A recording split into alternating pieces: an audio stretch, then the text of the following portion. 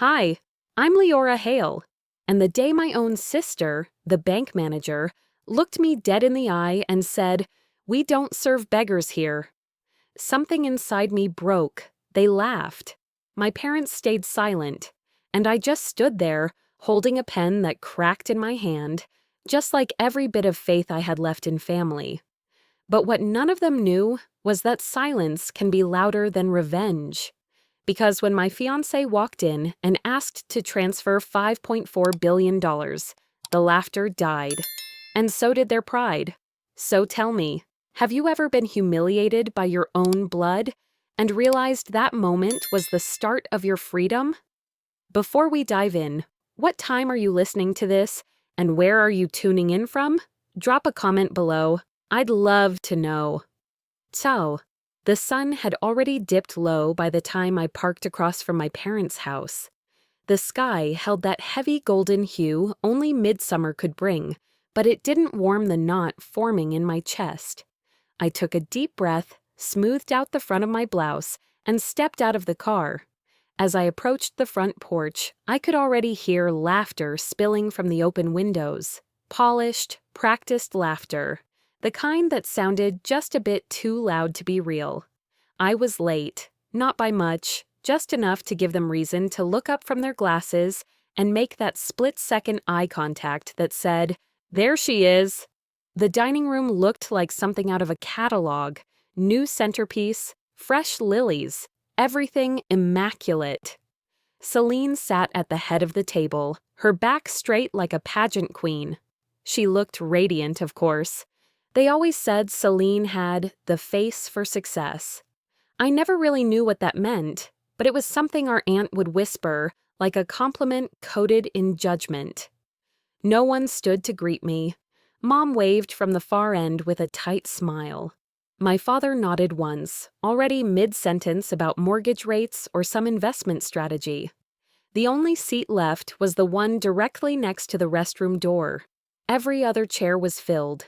Strategically so. "Hey," I said softly, mostly to no one. Celine caught my eye just long enough to smile. "Leora, glad you could make it." I sat down quietly, tucking my napkin into my lap, pretending not to notice that my chair wobbled slightly. Someone was pouring wine at the far end. The conversation continued without me. Toast after toast followed, each more glowing than the last. My uncle raised his glass, slurring a bit. "To Celine, our pride, who turned that sinking bank around and saved this family's name." More clinks, more laughter. Saved the family's name? I stared down at my water glass. What name was that, exactly? The same one they'd quietly carved me out of, year after year. They passed around a card, some giant, glittery congratulations card. Celine held it out to me with a smirk. "Your turn. Don't break it." I gave a tight smile, took the gold pen she handed me, and just as I pressed down to sign, snap. The pen split in two. Ink bubbled up from the seam and stained my fingers. A pause. Then her voice, just loud enough, "You always break things you touch, don't you?" A ripple of chuckles followed. I laughed too, but my stomach was tightening. "I guess I have that gift," I murmured, setting the two pieces neatly beside the card. Mrs. Ada Whitlow, our elderly neighbor, leaned over and gently patted my hand. Her eyes were kind, worn, and knowing. I hadn't even noticed she'd been invited. She squeezed once, firmly. It said more than anyone else had said to me all evening. Dinner was served, roast chicken, mashed potatoes, asparagus with lemon zest. My mother had gone all out. They always did for Celine.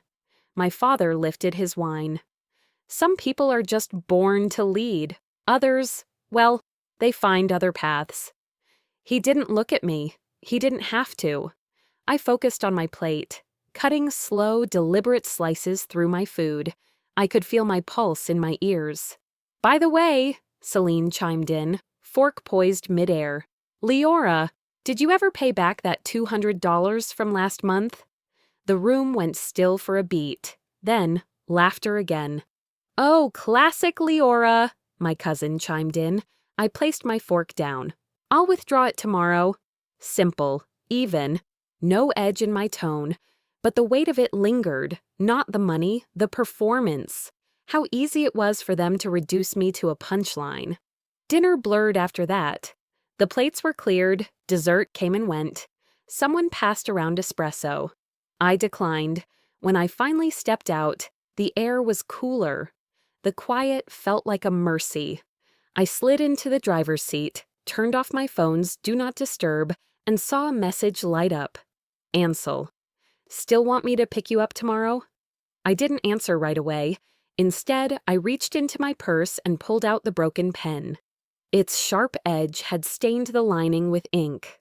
I held it between my fingers, like something delicate, worthless but hard to let go. I can't keep pretending this doesn't hurt, I whispered to no one. It wasn't about the money. It wasn't even about the seat by the bathroom. It was about the ache of always being less, the sting of realizing that, somewhere along the way, they'd stopped seeing me as part of them.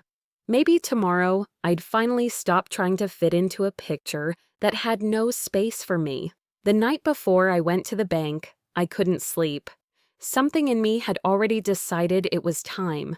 Not because of the money, but because I was done sitting quietly while they kept stepping on my name like a dusty rug no one wanted to clean. I got up before sunrise. The house was still, shadows clinging to the corners, like they didn't want to let go of the dark. I stood in the kitchen with my palms flat on the counter, staring at that broken gold pen. Next to it, the withdrawal slip I'd filled out the night before. $200, my money, nothing more, nothing less. I dressed without overthinking. White blouse, gray slacks, low heels, no makeup, no perfume. I wanted to be invisible, but not small. There's a difference. I wasn't walking into a war. I was just walking into a building. Or at least, that's what I told myself. Driving into downtown took longer than usual. Traffic lights felt longer, radio static louder. Every corner reminded me of the dozen jobs I'd taken and lost, the places I'd gone hoping to belong. All those little losses, bundled together and folded into a quiet breath.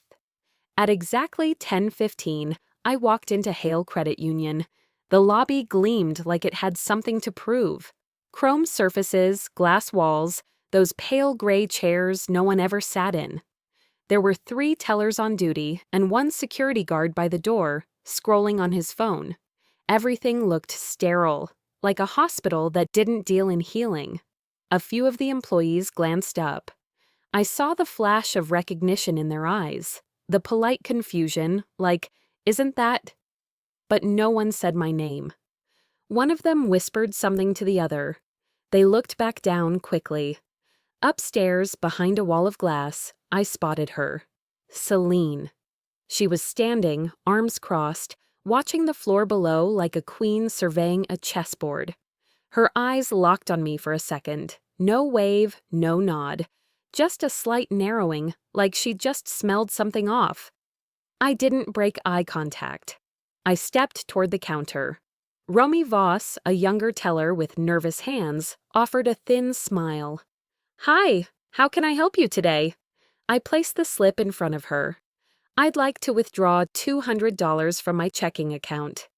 She typed slowly, eyes flicking between the screen and me. Her smile faded. A shadow crossed behind her. The soft click of heels, measured cold, grew louder. Celine.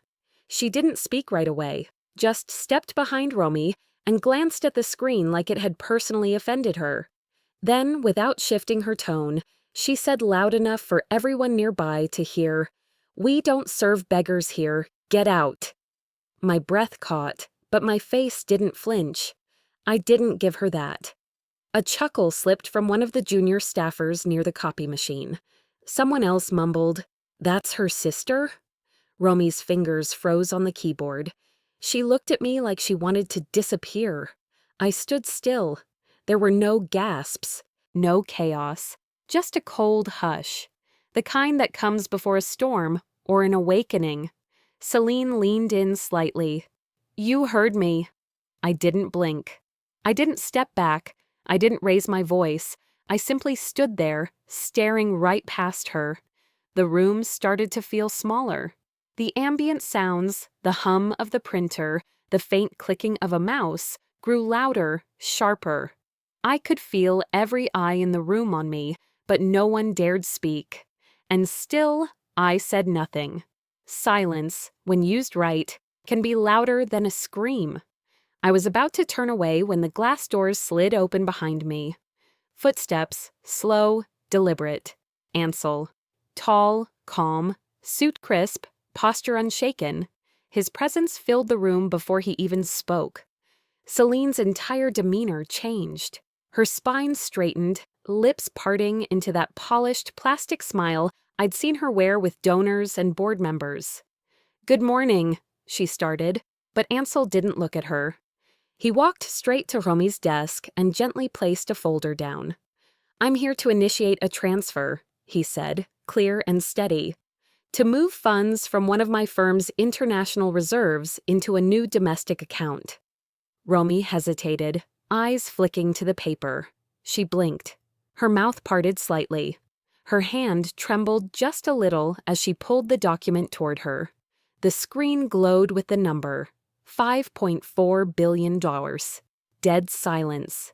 Even the security guard looked up. Celine took a step forward, her expression struggling to keep up with her thoughts. There must be a mistake. Ansel didn't look at her.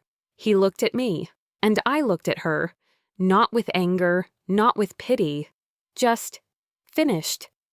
I believe you have my fiancé's account details on file, he said, glancing back at Romi. Please ensure the proper respect is given.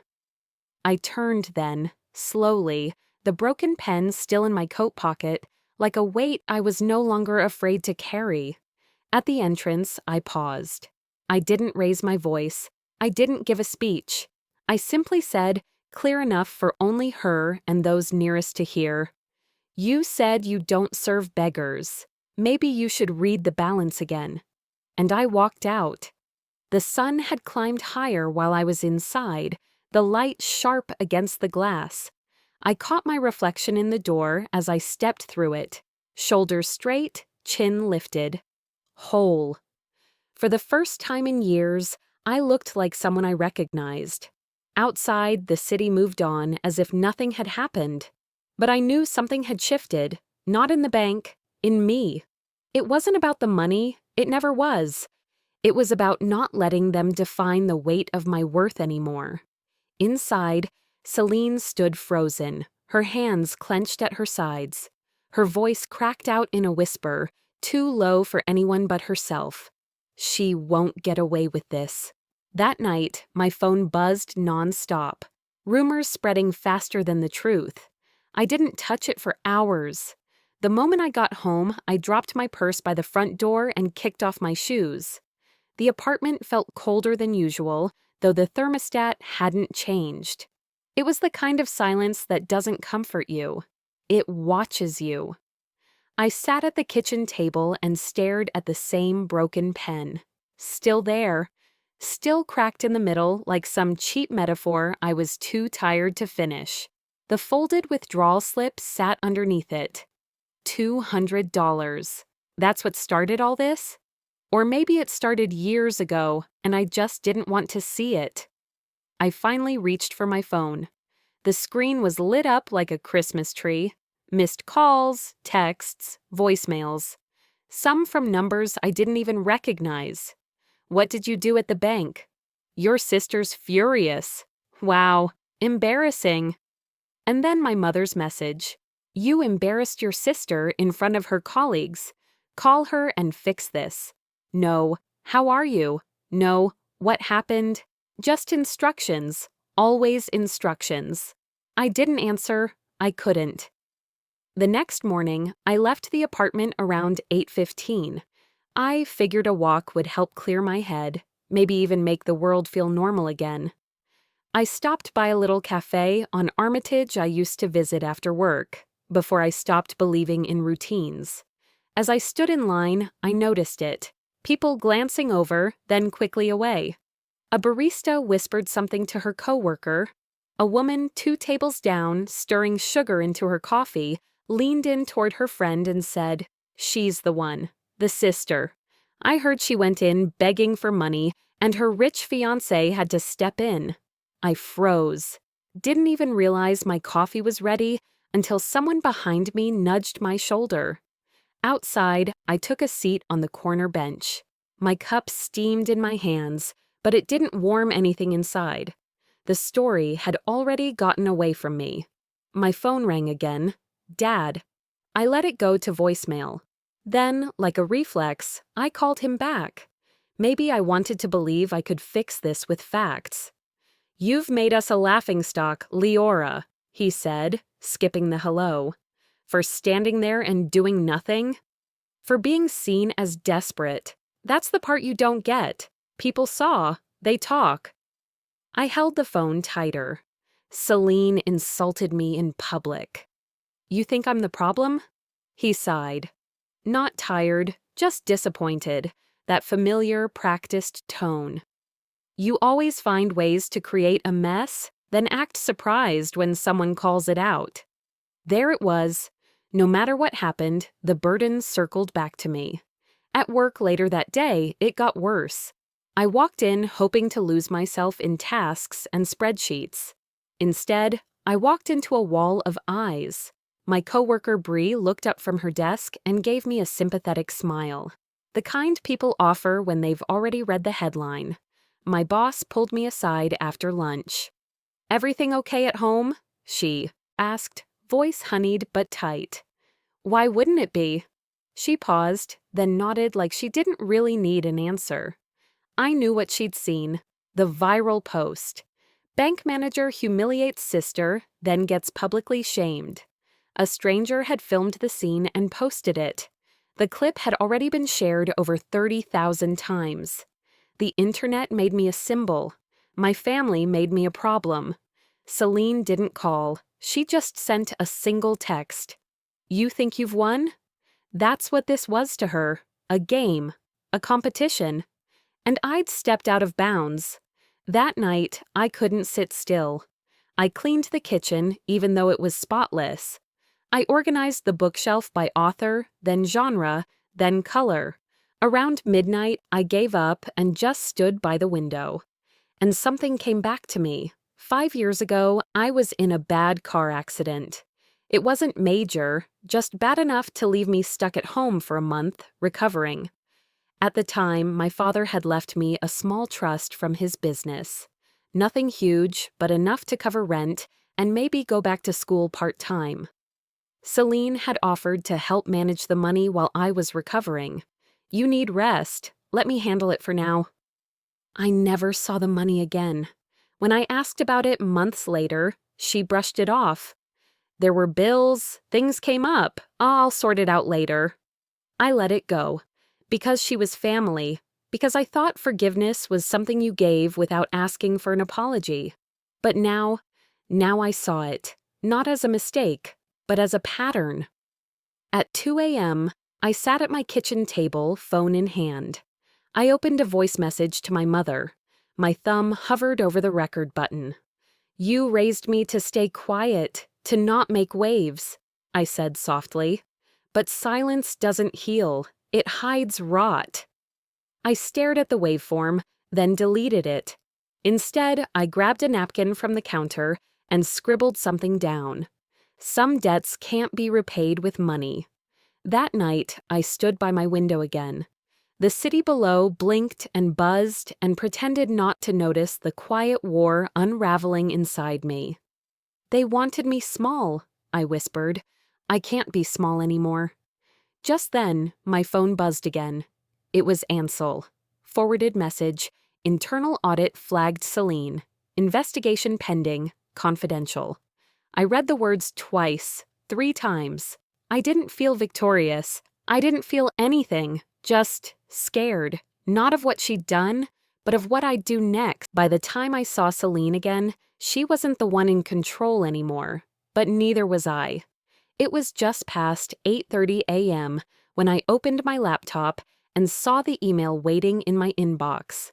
The subject line was all caps, "Compliance Review, Urgent Attendance Requested." And just below it, Theron Kincaid's name sat in bold. He was the regional director, a name I'd only heard murmured during tense leadership meetings. I hesitated before clicking, unsure if this was truly meant for me. Attached to the email was a formal notice, an internal audit into unauthorized fund access. Celine's name was listed in black and white, plain as day. Mine wasn't. Not a whisper of my involvement, at least on paper. Still, I stared at the screen for a long time. Was attending this meeting justice, or would it just look like revenge? Later that evening, as twilight crept through my blinds, my phone rang again. This time, it was Mom. Her voice was unusually shaky. "Your sister's saying this is your doing. Did you report her, Leora?" I leaned against the kitchen counter. The same spot I'd stood 100 times before, just never like this. "She thinks everything revolves around her," I said evenly. "If she's innocent, there's nothing to worry about." Then Dad's voice, rough and impatient, cut through the line. "This isn't how family handles things." "No," I replied, my voice sharp but calm.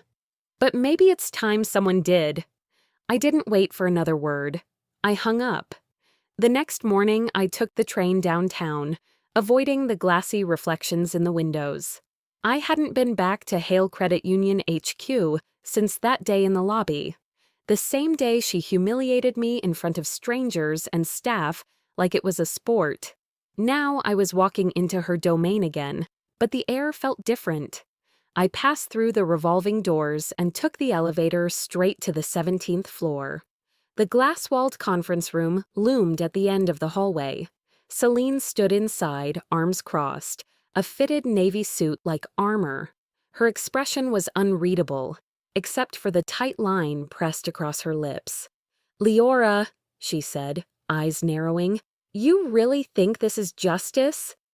I stepped inside, setting my bag down slowly. "I think you've confused silence with loyalty." "You're dragging our name through the mud," she snapped, hands clenched by her sides.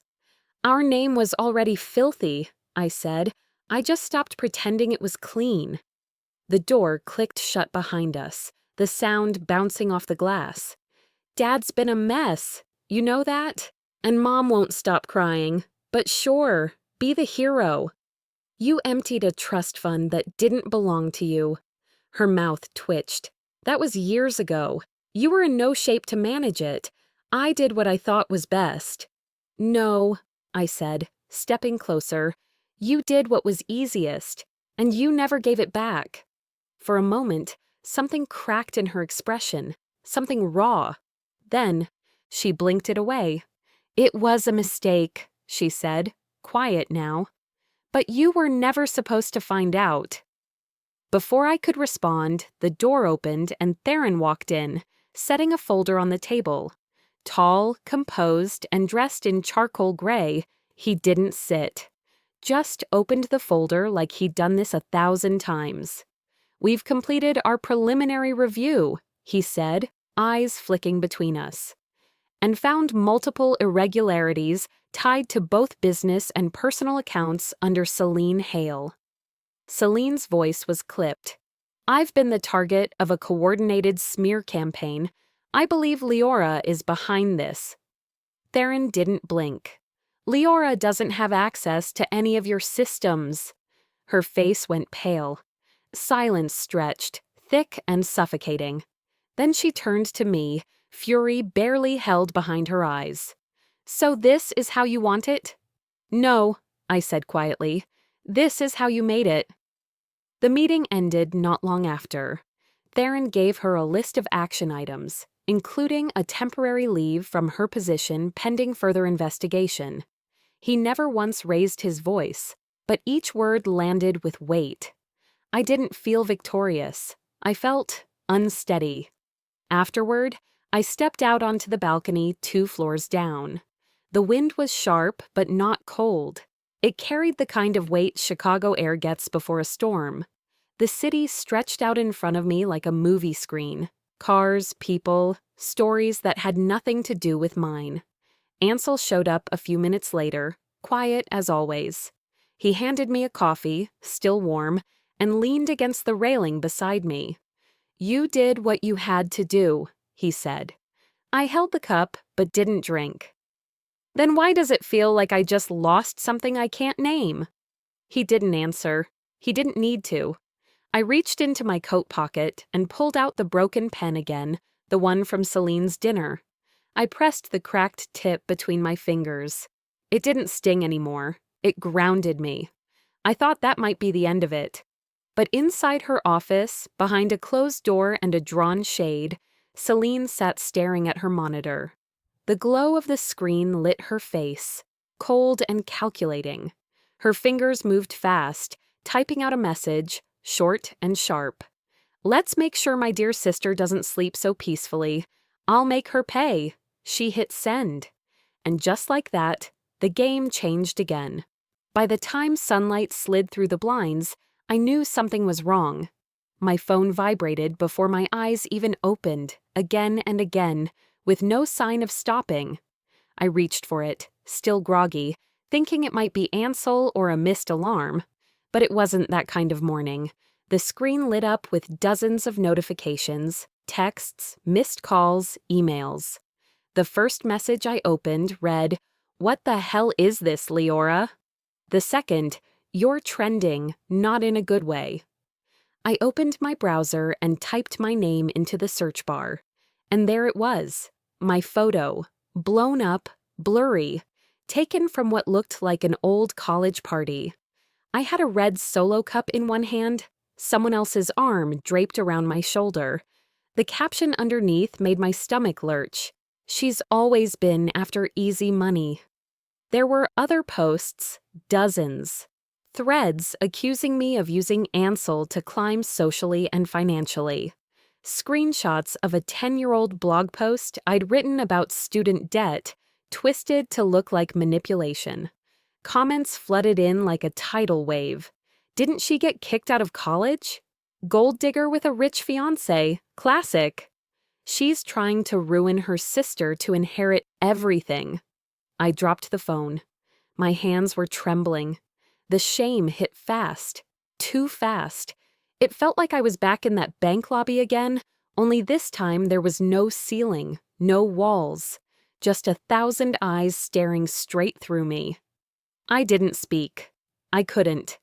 I sat on the edge of my bed, my breath shallow, chest tight. By the time I managed to shower and dress, my voicemail inbox was full. I scrolled through them mindlessly. Colleagues asking if I was okay, distant relatives wanting the real story. Then came the one that made me flinch. "Dad, Celine's job is on the line because of you. You've embarrassed us again. Do you ever think before you act, Leora?" I hit delete before he could finish. I didn't have the strength to scream, so I just stood in my kitchen, frozen. My apartment, normally my safe place, suddenly felt like glass, like everyone could see inside. I went to get the mail and found an envelope on the floor outside my door. No address, no name, just one word written in thick black marker, beggar. I crushed it in my palm and dropped it straight into the trash, forcing my hand to stop shaking. I didn't bother calling Celine. I knew this had her fingerprints all over it. When I walked into Ansel's home office, he looked up from his laptop, calm, too calm. I tossed my phone on his desk like it burned me. "She's destroying me." He exhaled slowly. "It'll pass. You just have to let it burn out." My throat tightened. "That's not good enough." He looked at me like I was missing the bigger picture, but maybe I was just finally seeing it clearly. I didn't want calm. I needed someone to stand in the fire with me. I turned away from him, pacing. My mind raced backward, rewinding through years of carefully ignored moments. 14. That was the first time. Celine had borrowed my allowance to buy Dad a birthday gift. I'd saved up for weeks, planning to buy my own small gift. She laughed when I asked for the money back.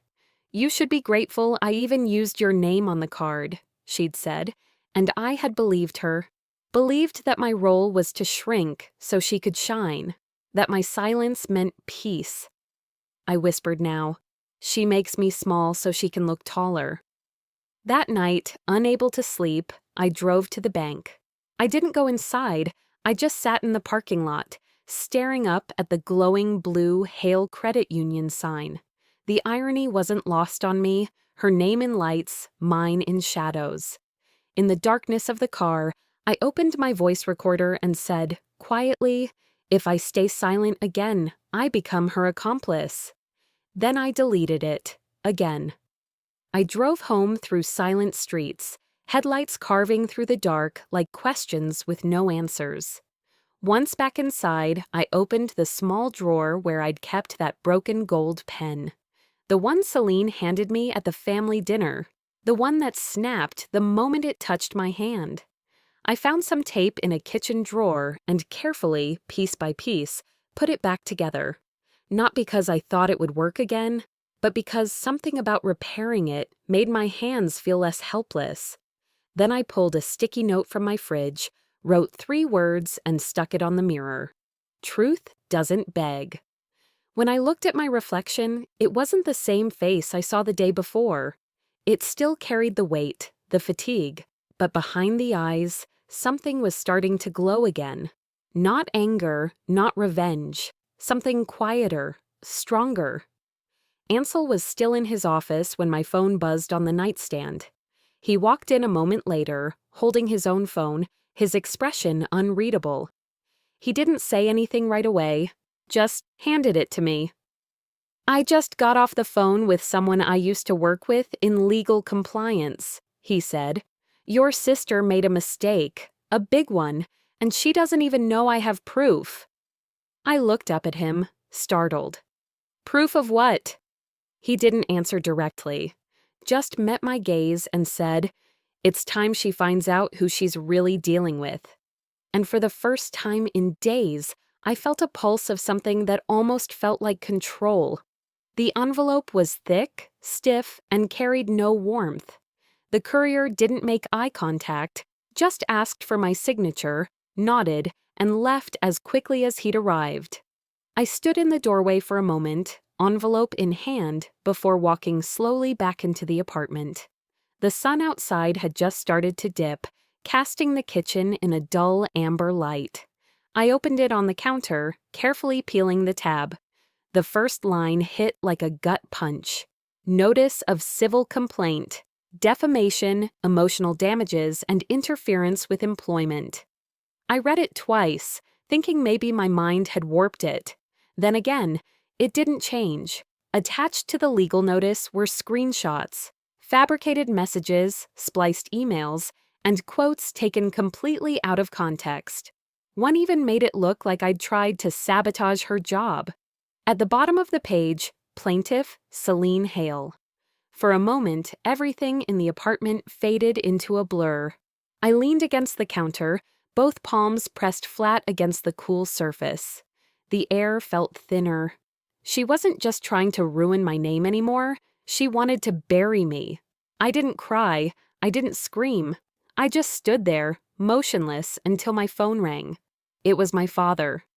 "Your sister called," he started. No hello. "She's deeply hurt. She says you've forced her hand." I said nothing. "She's filed suit, Leora. You need to settle this. Quietly. No more drama." "I didn't start the drama," I replied, voice even. "She's your sister." "No, she's my reminder." There was a long pause. In the background, I could hear my mother crying. "She still loves you," Mom whispered faintly. "She loves herself," I said gently, "and the idea of who I'm supposed to be." That ended the call. Later that evening, I met Romy Voss at a small corner cafe near Lincoln Square. The same Romy who once stood behind the counter the day I was humiliated at the bank. She looked different now, confident, assured, with a legal pad instead of a cash drawer. "I'm not going to sugarcoat it," she said, flipping through the documents. It's dirty. She's throwing everything she can. I stirred my tea, watching the swirl of cream dissolve. She's got the power, the image, the story already set. You've got truth, Romy said, looking up. And truth, when told without flinching, carries weight. I nodded, though my stomach stayed knotted. And if she twists the narrative again? Then you don't blink, she replied. You hold the line. That's what scares people like her. The courthouse was colder than I expected, not in temperature, but in spirit. Reporters waited outside, some with cameras already rolling. Celine arrived in a silver suit, every strand of hair perfectly placed. She smiled at the press like she was walking a red carpet. I kept my steps steady, choosing flats instead of heels, a charcoal blazer over a navy blouse. Simple, quiet. A reporter called, out to me as I passed. Ms. Hale, do you regret going after your sister? I stopped, looked him straight in the eye. I regret letting her believe she could, and I walked inside. The hearing was short, but each second felt stretched. Celine's attorney painted me as vindictive, unstable, opportunistic. Said I'd gone after a family member who had only ever tried to help. Then came the footage. Silent clips of the bank lobby, Celine's voice cutting through like ice. We don't serve beggars here. Get out. Her lawyer adjusted his tie. You claim emotional distress, Ms. Hale, yet you stood there calmly. You didn't protest. No tears, no raised voice. Why? I looked around the courtroom. So many eyes, watching, waiting. Because if I screamed, I said quietly, you'd call me unstable. If I cried, you'd call me fragile. Silence was the only language people like you respected. The room hushed. Even Celine blinked. Romy smiled at me from the bench. When the judge returned after deliberation, he ruled in my favor. All charges dismissed. The defendant acted within her rights and did not commit defamation or interference. No damages awarded. It wasn't a clean win, but it was something more important. A line in the sand. Outside, I didn't give the press a soundbite. I just shook my head when they called out. Ansel waited for me at the bottom of the steps, a soft look in his eyes. He didn't say much. You did it, he said. No, I corrected him. I survived it. We walked together to the car, his hand brushing mine, silent support in motion. Hours later, as the courthouse lights dimmed, Celine sat alone in her car in the underground garage. Her phone buzzed on the passenger seat. She picked it up, expecting sympathy or strategy, but instead it read, "We need to talk. It's about the trust fund." Her hand froze mid-air. She read it again, the sender unknown, the number unlisted. Her past wasn't finished with her. Not yet. The knock came just before sunrise, soft, deliberate, not loud enough to wake anyone but impossible to ignore once heard. I opened the door, heart still heavy from the lawsuit, expecting maybe a neighbor or a misplaced delivery. But the hallway was empty. On the mat lay a manila envelope, no stamps, no labels, just 3 words in black ink across the front. For your eyes only. I stared at it, unsure whether to be afraid or curious. My fingers hovered before picking it up. It was heavier than it looked. Inside were photocopies, dozens of them. Ledger entries, trust fund documentation, bank records. A few had handwritten notes in the margins. One line kept reappearing.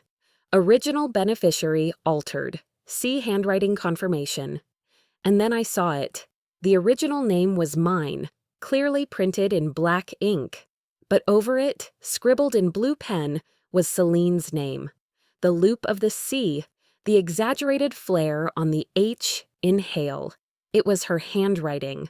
I'd seen it on birthday cards, on envelopes to our parents, on sticky notes stuck to my bedroom mirror in high school, pretending to be encouraging but always condescending.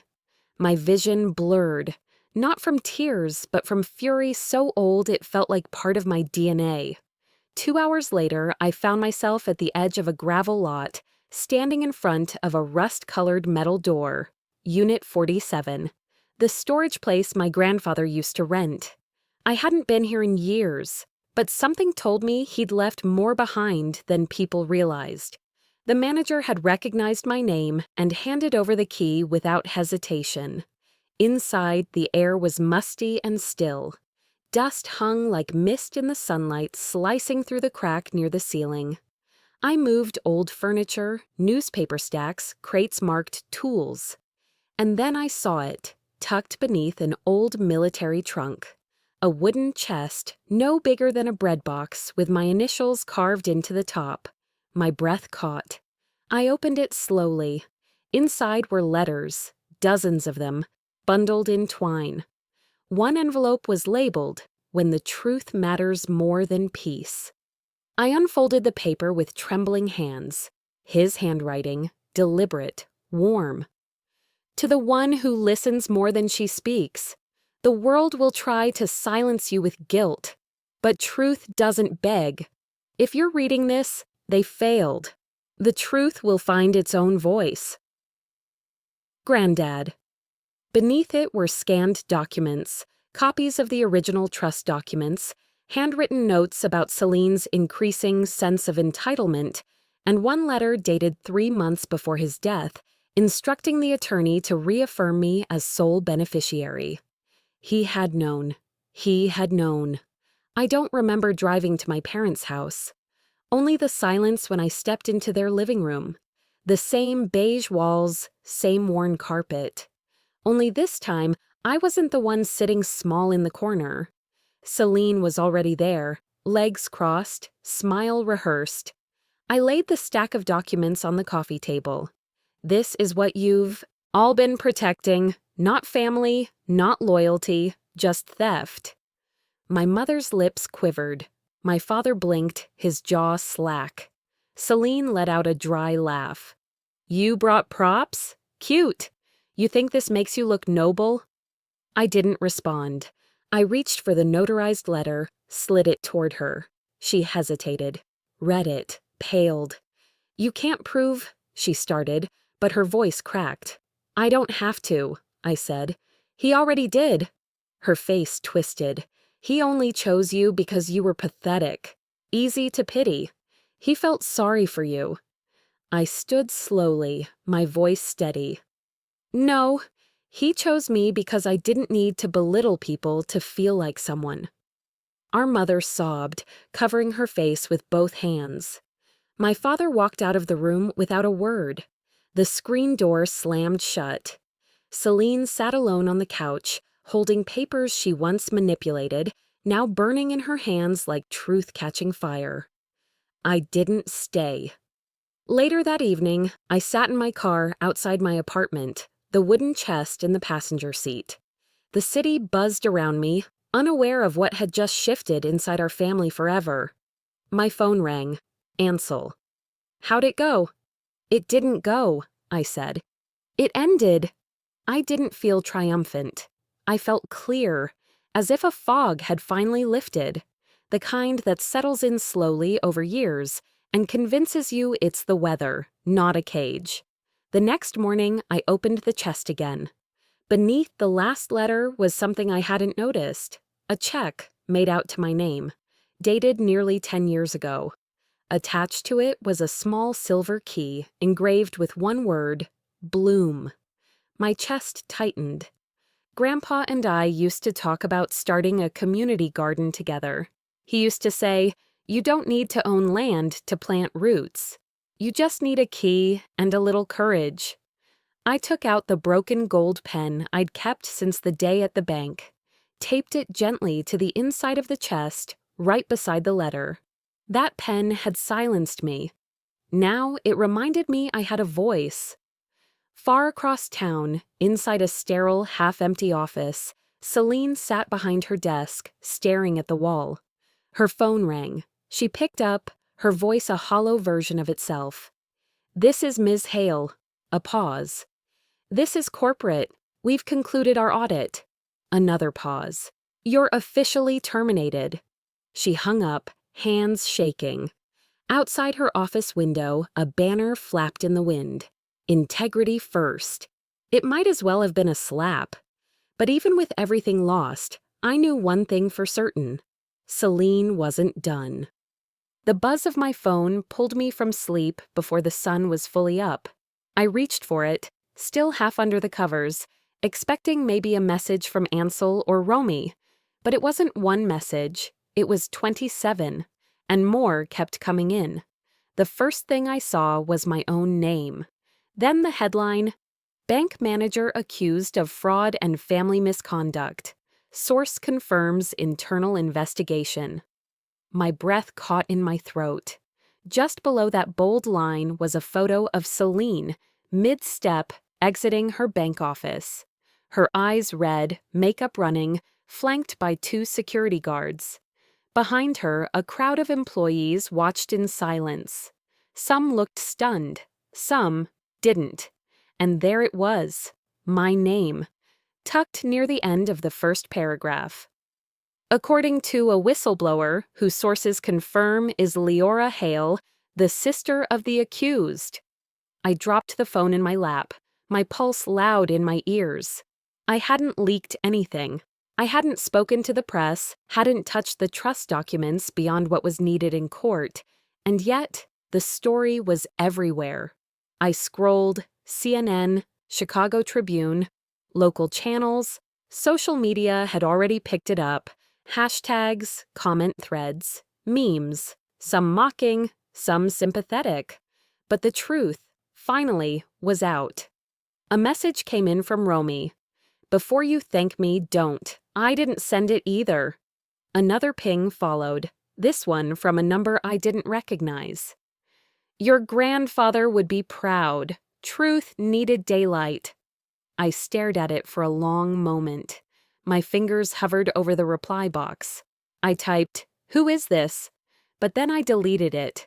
Whatever force had finally pulled back the curtain didn't need a name. Some truths didn't ask for credit. By late morning, the temperature outside had risen, and so had the noise. Every news outlet was spinning a new version of the story. Some painted Celine as the tragic fallen executive. Others dug deeper. There were quotes from former coworkers, bank staff, even old classmates. Then, around noon, I received a text with a video link, a live interview. Celine sat across from a news anchor, posture perfect, lips trembling just the right amount. Her voice was soft, practiced. "She's always been jealous," she said. "My sister, Leora. She's never liked being in the shadows. She wanted attention. She didn't care who she hurt." I watched in silence, arms crossed, not blinking. Celine dabbed her eye with a tissue. I tried to protect her from herself, but she weaponized our family's grief. The interviewer gave her a moment, then asked, "Ms. Hale, do you deny altering the trust documents your grandfather left?" A pause, brief but lethal. Celine blinked. "I never—" The interviewer cut her off, holding up a printed sheet. "Because this surfaced this morning, we've confirmed its authenticity with the notary listed." The camera zoomed in. The signature, the date, my name. Celine's face lost all its composure. Her mouth opened, then closed. The screen flickered, then cut to commercial. The silence in my living room was deafening. I reached for the remote, turned the TV off. My chest rose and fell with a shaky breath. For the first time in a long while, I felt weightless. I closed my laptop.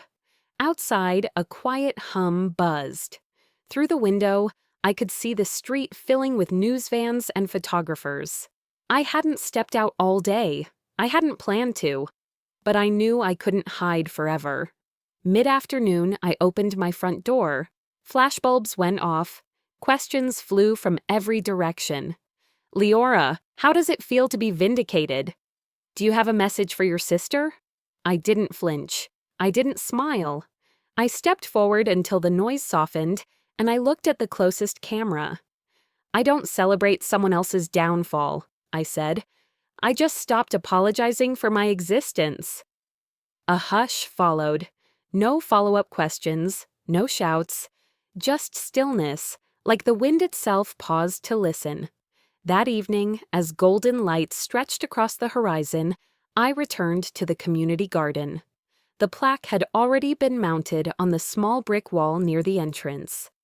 The Bloom Project, for those who were told they were too small. I walked past the rows of saplings and found the tree I had planted, Grandpa's favorite, a red maple. The wooden chest sat beneath it now, nestled in fresh soil.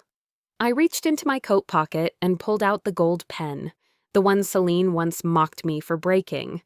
I'd repaired it days ago, taped it together in silence, a symbol no one else needed to understand. I placed it on top of the chest and pressed my hand to the earth. The air stirred, just a breeze, but enough to make me close my eyes. And in that moment, I heard it again. Grandpa's words echoing softly, "The truth will find its own voice." I stayed there until dusk gave way to twilight. As I stood, brushing dirt from my palms, I heard footsteps. A small boy, maybe 6 or 7, holding a packet of seeds in his hand. "Miss Leora?" he asked. I crouched to his level. "Yeah? Can I plant these next to yours?" I smiled, warm and real. "Of course, every story deserves space to grow." He beamed, then took his place beside the tree, pressing seeds into the ground like they mattered. And they did. Sunlight filtered through the trees behind us, casting a glow across the soil and the silence. No applause, no revenge, just roots. And light. 2 months had passed since the dust settled. 2 quiet, ordinary golden months. And I welcomed every second of it. The city was waking into spring again. The harsh wind that once sliced through me on my morning walks had softened. Sunlight draped the buildings in a warm hush, and the rhythm of life no longer felt like a race. I found myself walking more slowly through the community garden these days, letting my fingers trail over the soft petals of wildflowers that now bloomed freely. The space had transformed. What used to be a weedy lot and a half-forgotten project now pulsed with life. Bees hummed, children giggled, old folks shared benches and books.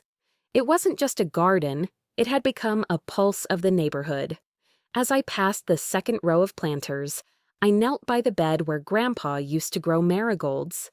I never understood why he loved them so much, always thought they were too plain, too orange. But here they were again, popping up without my help. The scent of earth and pollen filled the air, grounding me. No more courtrooms, no more press, no more rehearsed lies or barbed apologies. Just dirt and truth. A neighbor I barely knew, Margot from across the street, called out and waved a rolled newspaper in my direction. "Thought you'd want this," she said, handing it over with a half-smile. I opened it slowly, fingers already stained with soil. The headline was small but firm. "Former bank manager sentenced in fraud case. Family trust restored." Underneath was a photo of Celine, head down, exiting a courthouse. This time there were no flashing cameras, no applause, just consequences. Below the fold, in a quieter corner of the page, was something else.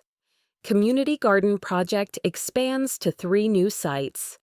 I let out a quiet breath. Not a laugh, not a sigh, just a release. "Finally," I murmured, folding the paper. "Something worth printing." Later that afternoon, just as I was watering the rosebed near the fence, Ansel showed up, coffee in one hand, something small wrapped in newspaper in the other. "You bring gifts now?" I teased, brushing my hair back from my forehead. He smiled and held it out. "For the next season." Inside the wrap was a tulip bulb, deep purple. I chuckled. "Still thinking ahead, huh?" He shrugged, handing me the coffee. "You taught me it's the only way to live." We didn't say much after that, just walked the perimeter of the garden, side by side. Sometimes, silence says more than any conversation. That evening, after the garden had emptied out and the light turned syrupy gold, I returned home. My mailbox creaked as I pulled it open, expecting the usual coupons and junk. But there was one envelope, yellowed around the edges, formal, almost forgotten. Kincaid and Associates. My breath caught a little, Grandpa's old attorneys. Inside was a brief letter on crisp paper. Miss Hale, your grandfather instructed us to release this upon the completion of your project. Enclosed is the final transfer of funds for expansion. Below the note was a check, significant enough to build 3 more gardens if I wanted. Tucked behind the check was a small index card, his handwriting still neat, still certain. For the one who listened more than she spoke. I didn't cry, not right away. I just sat in the kitchen chair with the letter pressed against my chest. That line used to sting. For so long, it had been a quiet rebuke, the reason they dismissed me, overlooked me. But now it felt like a crown. The next morning, I visited the spot in the garden where the wooden chest still rested, buried beneath the maple tree we planted. I knelt slowly, brushing away a few stray petals from the soil. My fingers moved across the ground like reading Braille, soft, familiar. "You were right, Grandpa," I whispered. Truth did find its voice. A breeze moved through the branches above, and for a second, I could almost feel his hand on my shoulder again.